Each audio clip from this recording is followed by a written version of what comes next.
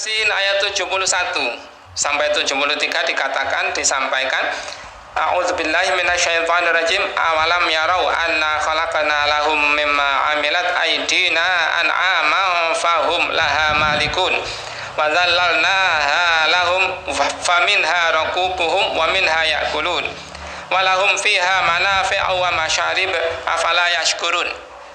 Dan apakah mereka tidak melihat bahwa sesungguhnya kami telah menciptakan binatang-binatang ternak untuk mereka, yaitu sebagian dari apa yang telah kami ciptakan dengan kekuasaan kami sendiri. Lalu mereka menguasainya, dan kami tundukkan binatang-binatang itu untuk mereka. Maka sebagiannya menjadi tunggangan mereka, dan sebagiannya mereka makan. Dan mereka memperoleh manfaat dan minuman darinya. Maka mengapa mereka tidak bersyukur? Tuntutannya bersyukur. Setelah mendapatkan banyak kenikmatan itu, tuntutannya bersyukur. Nabi Sulaiman, Nabi Dawud juga mendapatkan banyak kenikmatan dari Allah. Diberi kerajaan sebagai nikmat duniawi yang sangat besar, diberi kenabian sebagai nikmat ukhrawi yang sangat besar. Tuntutannya seperti digambarkan di surat Saba ayat 13 itu, i'malu, beramallah, bekerjalah, berkaryalah, ala Dawud syukro, hai keluarga Dawud, sebagai tanda rasa syukur kalian. Dan sedikit sekali wa qalilun min ibadiy syakur, dan sedikit sekali hambaku yang mau bersyukur, kata Allah begitu. Nah, ini kembali lagi ke surat Yasin ayat 71 sampai 73 itu tadi. Allah menciptakan untuk kita binatang ternak.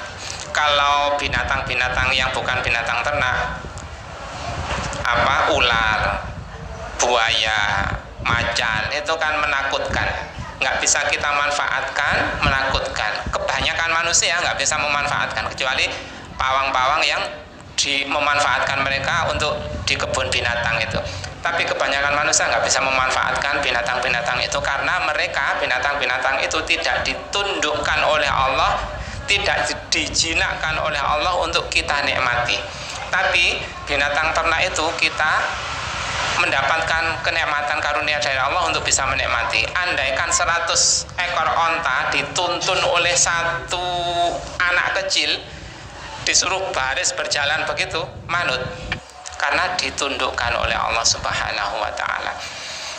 Dulu kuda itu liar, sering mencelakai manusia. Terus Nabi Ismail berdoa kepada Allah. Akhirnya Allah mengabulkan doa beliau, dan menjadi binatang yang bisa ditunggangi. Itu pun sekarang ini masih sebagian kuda itu yang agak liar itu masih kadang-kadang kalau kita naik itu dipentalkan, dijatuhkan oleh kuda itu, karena kita kurang bisa menguasainya. Nah, begitu itu karena dikuasakan oleh Allah untuk kita, agar kita bisa memanfaatkannya untuk menungganginya, sebagian untuk kita makan. Kita kalau berkehendak kita bisa menyembelihnya dan kita makan.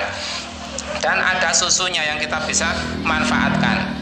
Pabrik-pabrik susu yang sekarang ini menjamur, itu semua karena mendapatkan nikmat dari Allah, diberi anugerah bisa menikmati susu itu. Dan air kencing, sebagian pengobatan, sebagian teknik pengobatan, air kencingnya onta itu sebagai obat. Dan itu semua yang keluar dari binatang ternak itu kita manfaatkan. Seperti di ayat 73 itu tadi, dan mereka memperoleh manfaat dan minuman darinya. Afala yashkurun, maka mengapa mereka tidak bersyukur? Nah, beramal. Bersyukur itu beramal. Sebelum beramal harus membekali diri kita dengan ilmu. Karena tadi di surat Al-Isra tadi, An-Nahl tadi disampaikan wasilah agar kita mengenal Allah sehingga bisa bersyukur. Pendengaran. Dengan banyak-banyak mendengar, kita bisa mendapatkan informasi tentang keesaan Allah. Dengan banyak-banyak mendengar, kita mendapatkan informasi tentang bahwa hanya Allah lah yang mempunyai Asmaul Husna. Hanya Allah lah yang menciptakan, mengatur bumi ini, diawetkan oleh Allah, diatur untuk kita nikmati. Kalau nggak diawetkan oleh Allah, ya hancur. Badan kita ini juga diawetkan oleh Allah. Kalau nggak diawetkan, maka akan mati dan hancur. Nah, itu semua seringnya kita lupa, sehingga kita nggak syukur dan melanggar itu tadi. Seperti pedagang yang curang, orang tua yang kadang-kadang keras atau kasar kepada anaknya, itu karena ketidaksyukurannya, ketidaktakutannya kepada Allah Subhanahu wa Ta'ala. Dan sumbernya itu tadi, sebelumnya karena tidak mengenal Allah. Alim itu, pemilik ilmu itu ada 3 macam. Orang yang mengenal Allah dan mengenal aturan-aturan Allah. Ada yang lain yang mengenal Allah tapi tidak mengenal aturan-aturan Allah. Ada yang lain lagi mengenal aturan-aturan Allah tapi tidak mengenal Allah.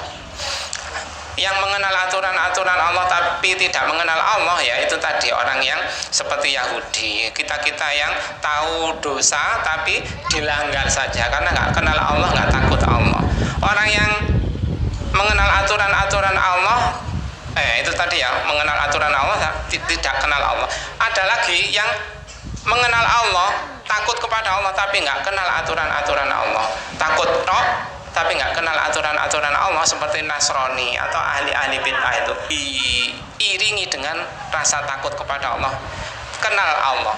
Dan orang yang di atas Shiratal Mustaqim adalah kenal Allah, kenal aturan-aturan Allah, sehingga takut kepada Allah dan mempraktekkan aturan-aturan Allah. Nah, itulah yang disebut orang yang bersyukur.